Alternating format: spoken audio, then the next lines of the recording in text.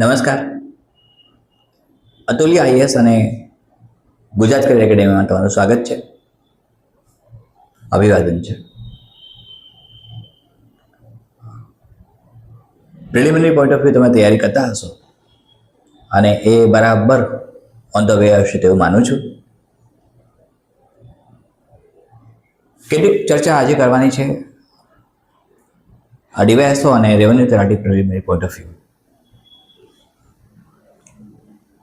અનેક વિદ્યાર્થી મિત્રો ગભરાય છે, ટેન્શનમાં આવે છે કે કોર્સ કેવી રીતે કમ્પ્લીટ થાય.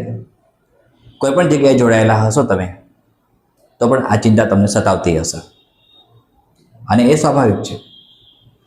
એ એટલા માટે સતાવતી હોય કે તમને વિષયો કેટલા છે, વધારે છે તેવું સમજાવવામાં આવે છે. વાસ્તવમાં એવું નથી મિત્રો. ડીવાયએસઓ અને રેવન્યુ તલાટી સાથે યુપીએસસી પણ ખરી, જીપીએસસી પણ ખરી. કોઈ પણ પ્રિલિમિનરી એક્ઝામિનેશન માત્ર ને માત્ર જનરલ સ્ટડી પર ડિપેન્ડન્ટ હોય છે. હું મારા શબ્દો પુનરાવર્તિત કરું છું. કોઈ પણ પ્રિલિમિનરી એક્ઝામિનેશન માત્ર ને માત્ર જનરલ સ્ટડી પર ડિપેન્ડન્ટ હોય છે. હવે જ્યારે જનરલ સ્ટડીની વાત આવે ત્યારે જનરલ સ્ટડી એક જ વિષય એવો છે, આ એક જ વિષય એવો છે, હું રિપીટ કરું છું થર્ડ ટાઈમ, આ એક જ વિષય એવો છે કે જો તમે આનો અભ્યાસ બરાબર કરો છો તો બધા જ પોઈન્ટ્સ આમાં કવર થઈ જાય છે, બધા જ મુદ્દાઓ કવર થઈ જાય છે, બધી વિષય સામગ્રી આમાં આવી જાય છે.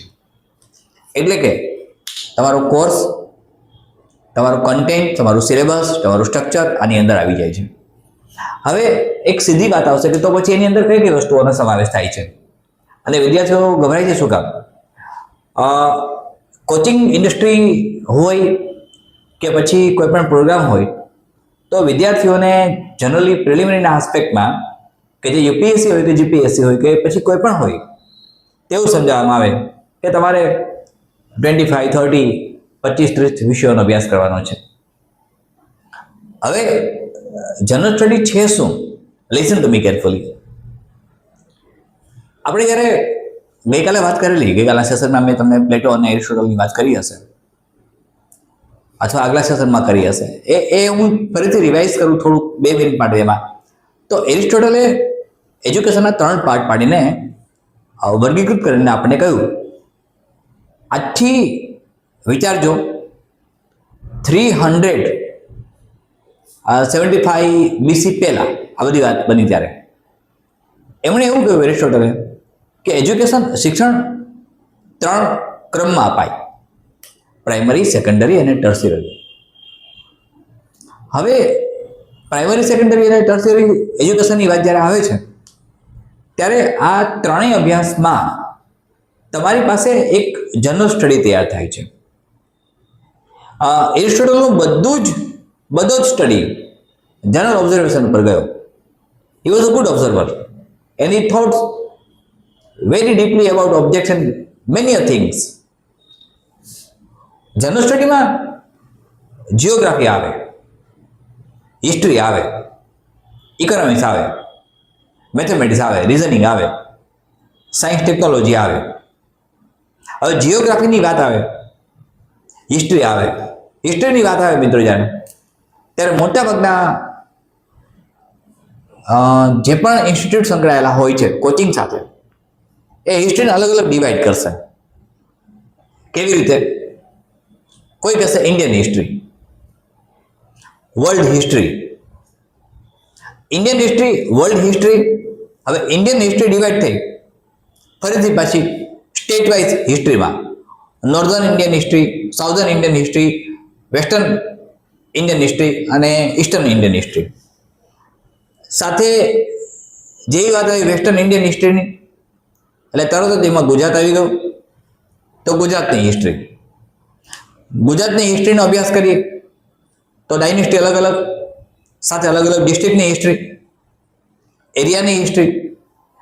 તો તમે વિચાર કરી શકો છો કે હિસ્ટ્રીના આપણે અત્યારે 10 થી 15 પાર્ટ પાડ્યા. વાસ્તવમાં હિસ્ટ્રી એક જ છે. લિસન ટુ મી કેરફુલી, એકદમ ધ્યાનથી સમજવાનો પ્રયત્ન કરો. એટલે એ મનમાં ડર ના રાખો. ગંગોત્રી ગંગા નદીનું રૂટ છે, અમરકંટક એ નર્મદા નદીનું રૂટ છે. હવે જ્યારે ગંગોત્રીની વાત કરીએ છીએ ત્યારે ગંગા નદીની ટ્રિબ્યુટરીઝ તમે જો અભ્યાસ કરશો, ગંગા રિવર, તો ગંગા રિવરની ટ્રિબ્યુટરીઝના અલગ અલગ રિજિયોનમાંથી જ્યાંથી પસાર થાય છે ત્યાં અલગ અલગ નામ એને મળે છે. ફોર એક્ઝામ્પલ, કલકત્તામાં હુગલી નામ આપ્યું, પદ્મા રિવર નામ આપ્યું, અલગ અલગ સ્થળોએ અલગ અલગ જગ્યાઓએ. તો આ જ પ્રકારે આપણે એવો વિચાર કરીએ કે 35-40 સબ્જેક્ટ છે, મારે કેમ તૈયાર કરવા? તો મિત્રો એ ગભરાવાની વાત આવી. એ ગભરાવાની જરૂર તમારે નથી. Don't be afraid about that point of view. General સ્ટડીમાં બધી જ વસ્તુઓ આવી જાય છે. સાયન્સ પણ આવે છે. બેઝિક સાયન્સ કોને કહેવાય? જ્યારે બેઝિક સાયન્સની વાત કરીએ આપણે, ત્યારે બેઝિક સાયન્સની અંદર ફિઝિક્સ, કેમિસ્ટ્રી, બાયોલોજી, આ 3 બેઝિક વસ્તુ આવે. હવે ફિઝિક્સના સામાન્ય રૂલ્સ, કેમિસ્ટ્રીના સામાન્ય રૂલ્સ અને બાયોલોજીની સામાન્ય બાબતો કે જે ફેક્ટ ડિપેન્ડન્ટ છે, આ તમને સરસ આવડતી હોય તો વધારે સ્ટડી કરવાની જરૂર નથી. એમાં તમે ડેપમાં ત્યારે જ આવો છો કે જ્યારે તમારે મેન્સમાં, એ પણ મેન્સનો સિલેબસ એક ફિક્સ કરેલો છે. મેન્સના સિલેબસમાં જે પૂછાતા સવાલો છે, તમે પીવાયક્યુ તરફ જશો તો પણ તમને ખ્યાલ આવશે, અને પીવાયક્યુ તરફ ન જતા બીજા કોઈ એંગલથી વિચારશો તો પણ ખ્યાલ આવશે. એટલે મારા દ્રષ્ટિકોણથી હું તમને એકદમ બોલ્ડલી કહી શકું છું કે 35 to 40 સબ્જેક્ટ્સ છે એ વાત સદંતર ખોટી છે. એટલે અલગ અલગ વિષયો, ઇકોનોમિક્સની અંદર વાત કરીએ તો ઇકોનોમિક્સમાં ભારતનું અર્થતંત્ર, I mean Indian economy, Gujarat economy, અલગ અલગ ટ્રેડિંગ સેન્ટર્સ, અલગ અલગ trading points of view, commercial બધી વસ્તુઓ, આ બધી વસ્તુઓને અલગ અલગ નામ આપીને અલગ અલગ રીતે શીખવાડવામાં આવે છે. પરિણામે શું બને છે? પરિણામ એ આવે છે કે વિદ્યાર્થી કન્ફ્યુઝ થાય છે. વાસ્તવમાં 4 જ વિષય, 4 થી 5 વિષયો એવા આવશે જેનો અભ્યાસ કરી લો એટલે તમારો જીપીએસસી, યુપીએસસી, રેવન્યુ તલાટી, ડીવાયએસઓ આ બધાનો કોર્સ કમ્પ્લીટ થઈ જાય છે. તમારે એક ડગલું આગળ વધવું પડતું નથી. પણ આ જે 4-5 ટોપિક્સ છે એ તમારે એકદમ પરફેક્ટ ક્લિયર કરવા પડે, એકદમ પરફેક્ટ. અને એ તમારા હાથમાં હોય છે કે તમે કેવી રીતે ડીલિંગ કરો છો. એટલે તમારા અભ્યાસમાં ખામી નથી હોતી. તમારે ઓફિસર થવું છે, તમારે સ્ટડી કરવો છે, તમારા અભ્યાસમાં કોઈ જ ક્ષતિ નથી, તમારા વાંચનમાં સહેજ પણ ક્ષતિ નથી આવતી. તો ક્ષતિ ક્યાંથી આવે છે? એટલે જ મેં વારંવાર તમને કહ્યું છે મિત્રો કે તમે જ્યારે સિલેક્શન કરો છો, મેં કહ્યું ને કે યુપીએસસીની મારી તૈયારીઓ દરમિયાન જ્યારે મેં સિવિલ સર્વિસીસ મેન્સ પાસ કરી ત્યારે મારી તૈયારીઓ દરમિયાન જ્યારે અમે અભ્યાસ કરતા, જ્યારે હું અભ્યાસ કરતો ત્યારે રિસોર્સિસ નહોતા. એટલે વિકલ્પ પસંદ કરવાની કોઈ અવકાશ જ નહોતો કે આ નથી તો આ છે, આ નથી તો આ છે, આ નથી તો આ છે, એવું નહીં. જે હતું એ સ્વીકારીને તેમાં આગળ વધવાનું હતું, અને જે હતું તે ઓથેન્ટિકલ હતું. અત્યારે એવું બને છે ક્યાંક કશું બીજું આપ્યું હોય, ક્યાંક કશું બીજું આપ્યું હોય, ક્યાંક કશું બીજું આપ્યું હોય. ઇવન રેફરન્સ બુક્સની વાત આપણે જ્યારે કરીએ ત્યારે પણ એવું બનતું હોય છે.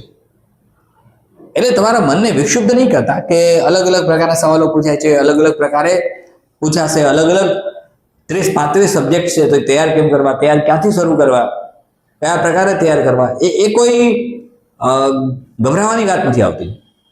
એ કોઈ તમારા કન્ફ્યુઝનની વાત નથી આવતી. તમારે ત્યાંથી સહેજ પણ મૂંઝાવાની જરૂર નથી.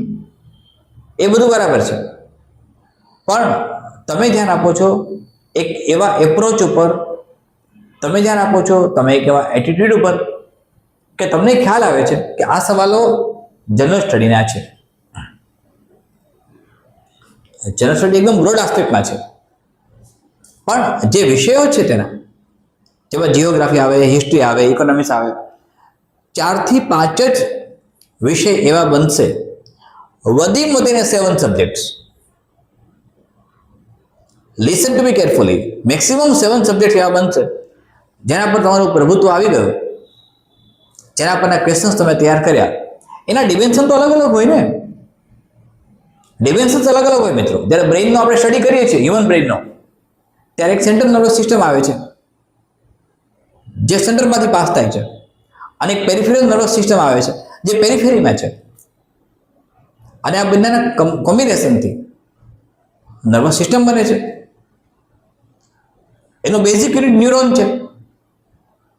તો ન્યુરોન જો તમે એક સેલ તરીકે સમજો, લોંગેસ્ટ સેલ ઓફ બોડી, તો તમને ખ્યાલ આવશે કે એ એક જ વસ્તુના અલગ અલગ પાર્ટ્સ છે. Listen to me. તો હવે જ્યારે બ્રેઇનમાંથી સેન્સરી સેન્ટર્સ રિસીવ કરે છે, સ્ટિમ્યુલેટ આવે છે, મોટર ન્યુરોન આવે છે, ત્યારે સેન્ટ્રલ નર્વસ સિસ્ટમ અને પેરિફેરલ નર્વસ સિસ્ટમ બંને કામ કરે છે. તમારે એક એવી સિસ્ટમ તરફ જવાનું છે, એકદમ ધ્યાનથી સમજવા પ્રયત્ન કરો મિત્રો. એક અદ્ભુત સિસ્ટમ છે રેટિક્યુલેટ એક્ટિવેટિંગ સિસ્ટમ.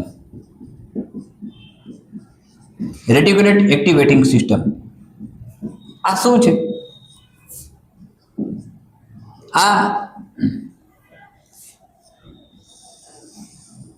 એક એવી નર્વસ સિસ્ટમ છે જે તમને સજાગ રાખે છે, સચેત રાખે છે, સતર્ક રાખે છે. અને વોચમેન અથવા તો ડોરકીપરનું નામ આપવામાં આવ્યું છે.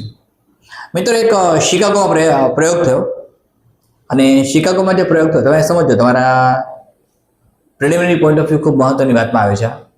અને પ્રિલિમિનરીમાં તમને આ ખૂબ ઉપયોગી થશે.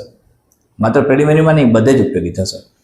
એક પ્રેક્ટિકલ એવો થયો શિકાગોમાં કે એક એરપોર્ટની ખૂબ જ નજીક, ઇન્ટરનેશનલ એરપોર્ટની ખૂબ જ નજીક એક કપલને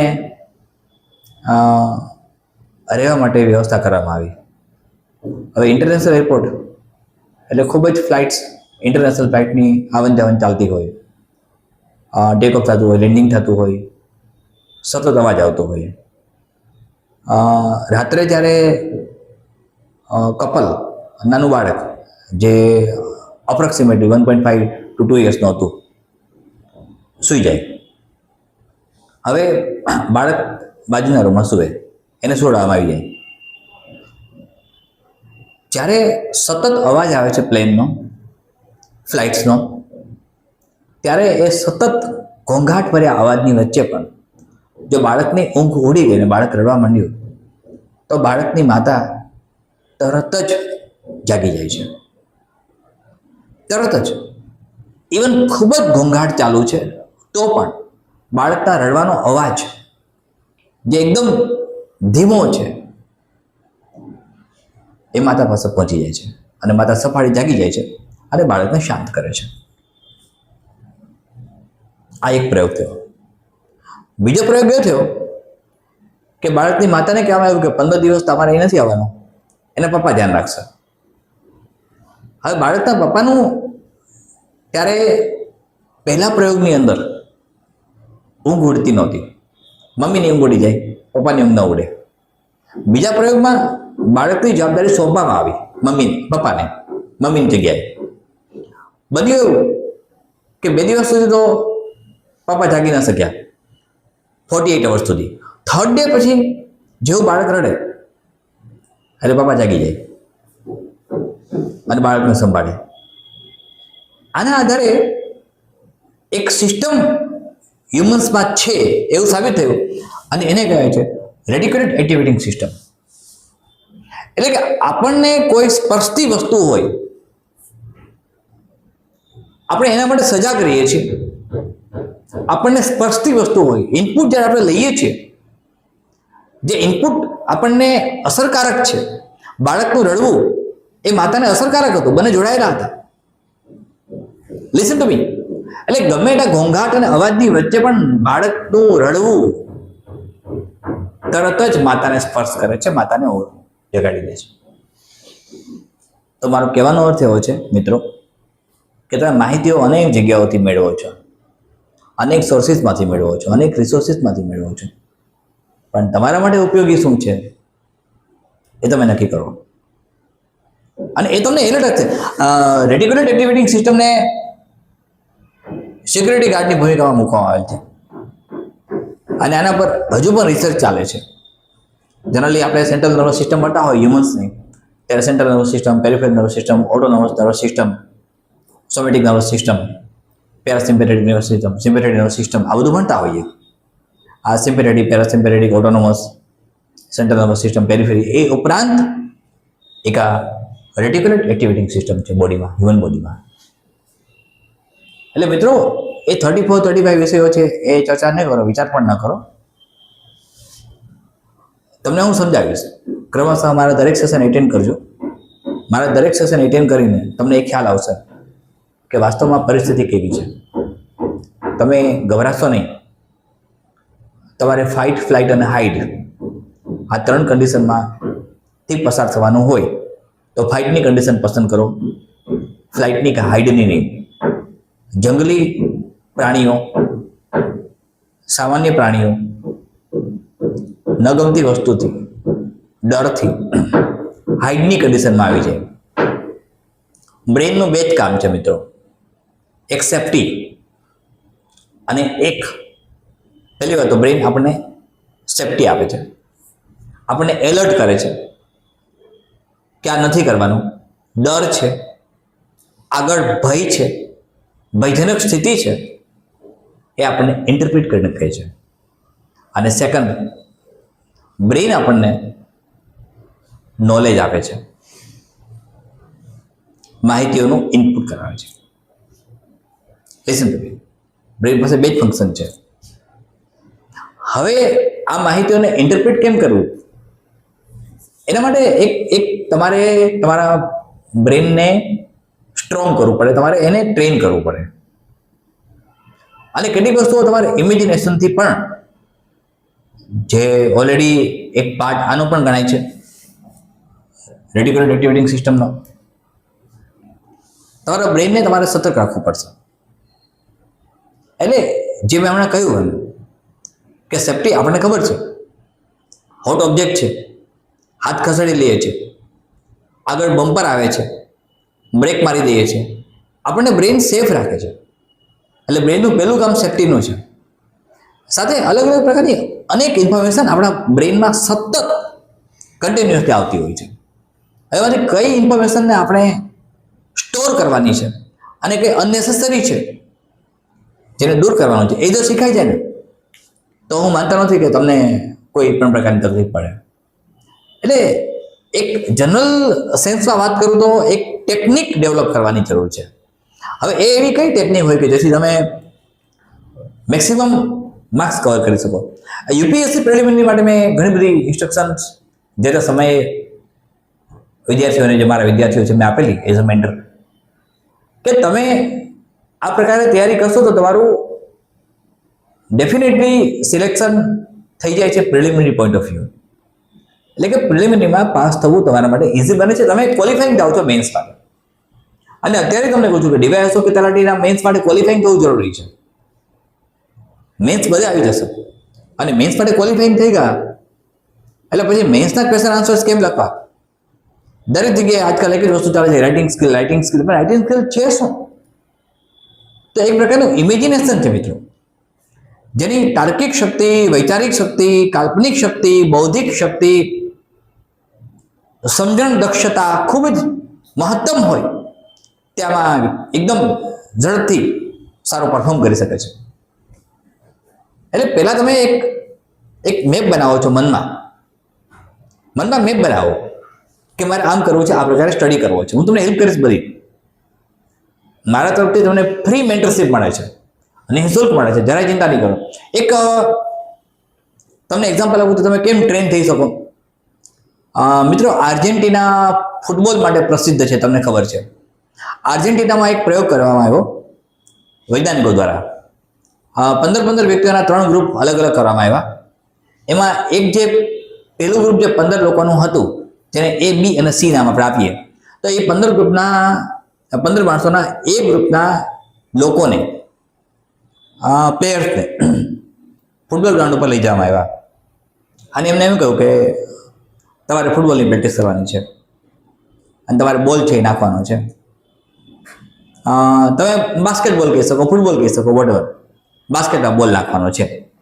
આની એક પ્રેક્ટિસ તમારે કરવાની છે અને આ પ્રેક્ટિસ તમારે કન્ટિન્યુઅસલી 1 મહિનો સુધી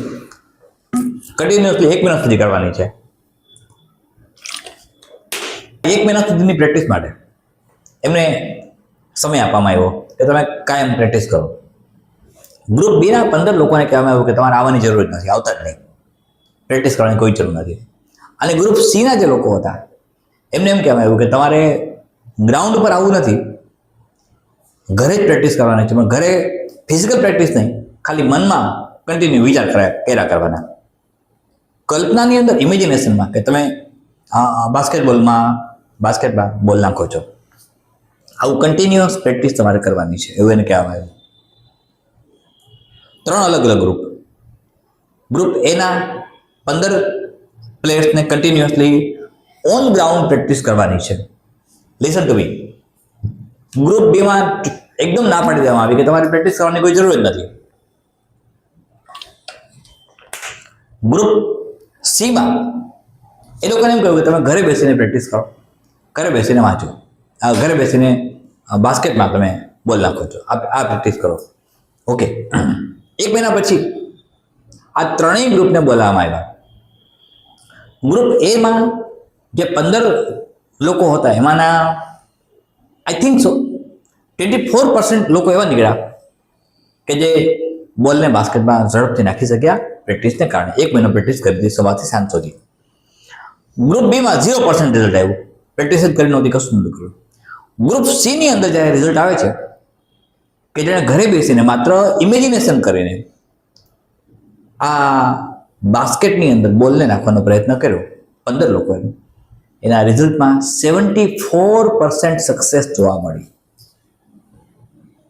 74 success without even touching the ball. So you can understand the thing like that if you are going to imagine the things with the help of your reticular activating system, and if you are working, then you are getting definitely success. So don't be afraid about the man. તમે કે મેં ભગવાનને જોયા નથી, ભગવાનની કલ્પના